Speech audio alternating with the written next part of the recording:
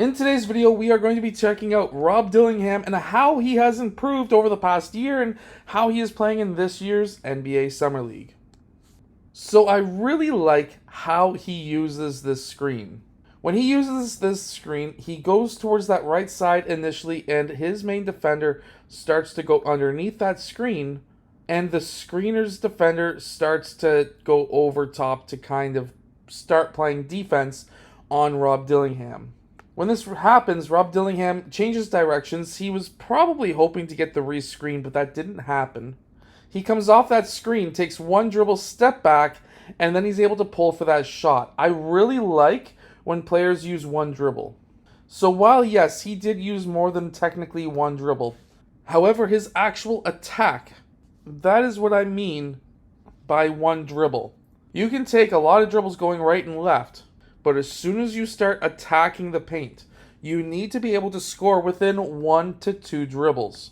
And if you can do that, as Rob Dillingham does right here, a left-hand dribble on a right step, which allows him to not lose the ball for one. However, that also shades the ball from getting stolen, but this big step forward sells the drive to the defender so that when he steps back, he should have a good gap between himself and his defender. As we can see right here, that's exactly what happens with Rob Dillingham in this clip, and you can do this as well. Now, while this play would probably get you in trouble in the high school system, while you're in the NBA, this is actually preferred. Even though this is really early in the shot clock, we have to remember that the NBA has different skill sets and strategies than high school. And for this quick dribble handoff to the corner, this is actually a preferred shot generally if it's an open shot for an NBA player, especially a player like Rob Dillingham, who is going to be one of the main guys on this Minnesota team in the Summer League. And of course, he did make the shot as well.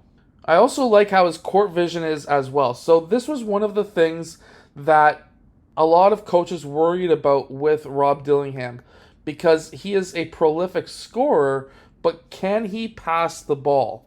And he actually has some pretty good vision right here. So his screener kind of slips off screening because they're going to try and blitz Rob Dillingham along the sideline.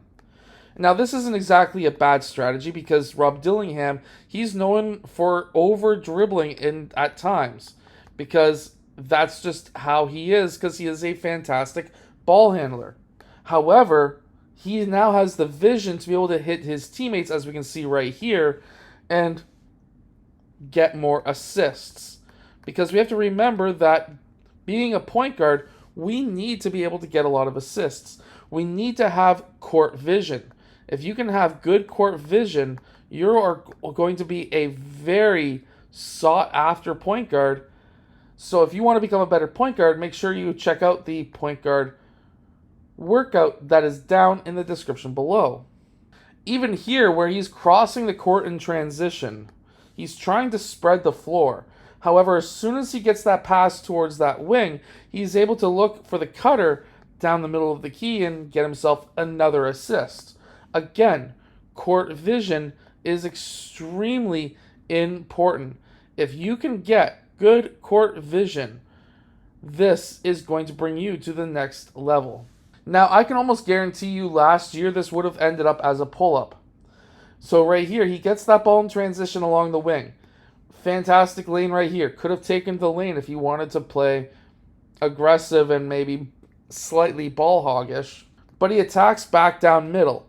And attacking back down middle, while that can operate for yourself to get a basket, that's not the main task.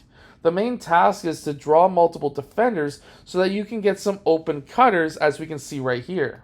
So in my opinion, Rob Dillingham is becoming more experienced. I'll put EXP for experience, because that is what's going to give you more basketball IQ. Basketball IQ is extremely important if you want to become a better player, whether you are a shooting guard or, whether you want to be a better shooting guard or a better point guard, you need basketball IQ. That is what you need more than anything else. Now, if you want to be great like Rob Dillingham, you need to be able to keep the ball moving. So here they get that kick-out pass to Rob Dillingham. Remember, a lot of players, especially younger players, they do not want to make that extra pass because they're going to expect that ball never to come back to them. However, watch, that kick-out pass went to Rob Dillingham. He made the extra pass. Drive, kick, swing. Right? Drive, D for drive, K for kick, S for swing. Now, drive again. Fantastic. Kick. After the kick, they swing that ball back to Rob Dillingham for the open three-point shot. That's why the drive, kick, swing offense is so important to be able to run if you want to be a successful team, but also a successful player. Eventually, that ball is going to come back to you. So now the ball gets tipped back out to Rob Dillingham. He doesn't just pull up for a floater or a jumper. He created a wall of 4 players and a man chasing.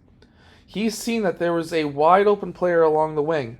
You need to have court vision in the NBA level. This gets him an assist, which is perfect, but his teammate a 3. If you want to become a better basketball player, make sure to go check out the blueprints that are down in the description below. Whether you want to be a center or a shooting guard or even a point guard. Anyways, hit that like button and subscribe, and I will see you guys again in my next video.